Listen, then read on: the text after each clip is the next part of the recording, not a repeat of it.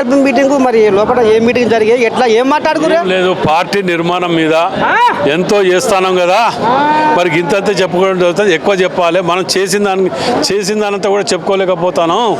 కాబట్టి దీన్ని ప్రజల్లోకి తీసుకువెళ్ళాలి. ప్రతిపక్షాలు ఎంతసేపు విమర్శలు చేయడం మొదలు పెడుతున్నారు.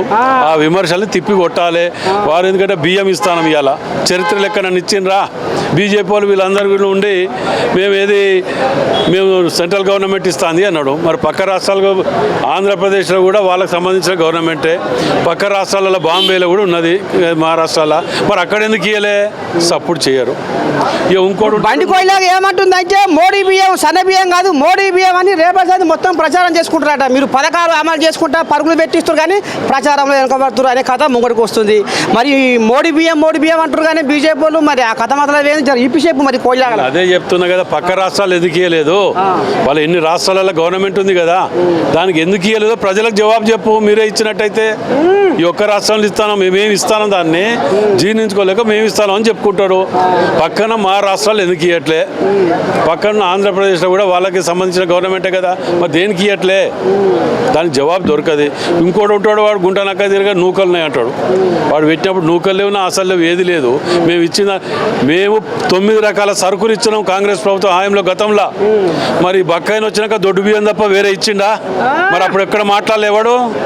ఇవన్నీ దొంగల ముఠా తయారై దోసుక తినడానికి అలవాటు పడి ఈ దుకాణాలు పెట్టిండు. కంచగచ్చిపోయింది కథ. మరి ఎట్లా చేస్తావే ఇప్పుడు వాళ్ళు కింద పడే అది వీళ్ళకు సంసారం వెళ్ళకనే ఇక వీటి మీద పడ్డారు. మేము సెంటు భూమి కూడా అమ్మలేదు, ఇంచు భూమి అమ్మలేదు.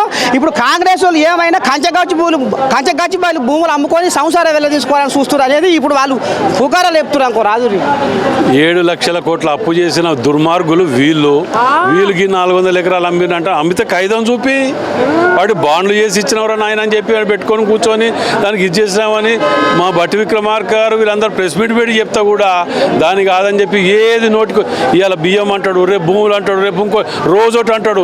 చెప్పిన దానికి ఈయనే ఓపిక ఉండదు. పోనీ ఆధారం తేరంటే ఆధారం తేరు. కేసీరావయ్య ధరణిని దందా అంటిది. ఇక మరి పాతాళ లోకంలో బంగాళాఖాతం కలుపుతా అంటిది. మరి ఇప్పుడు భూభారత్ తీసుకోవచ్చు. భూభారత్ తోటి పేదోళ్ళకి ఏమైనా న్యాయం అవుతుందా? ఎందుకు కాదు, తప్పకుండా. అసలు పేదోళ్ళ గురించే పెట్టింది భూభారత్ గురించి. దాని గురించి క్లుప్తంగా వివరించి కలెక్టర్లకు, ఎంఆర్ఓలకు 4 మండలాలలో పైలట్ ప్రాజెక్ట్ కింద తీసుకొని వివరించండి పేదవాళ్లకు. రాత్రి భూములు మాయం చేసిన దొంగలు ఉన్నారు కదా, ఆ ముఠా దొంగలని బయటికి వెళ్ళాలని ఇది పెట్టింది. ఎమ్మెల్యే నాయి రాజేంద్ర ఈ రకంగా ఆంబాయ వెళ్ళవలసుకుని మరి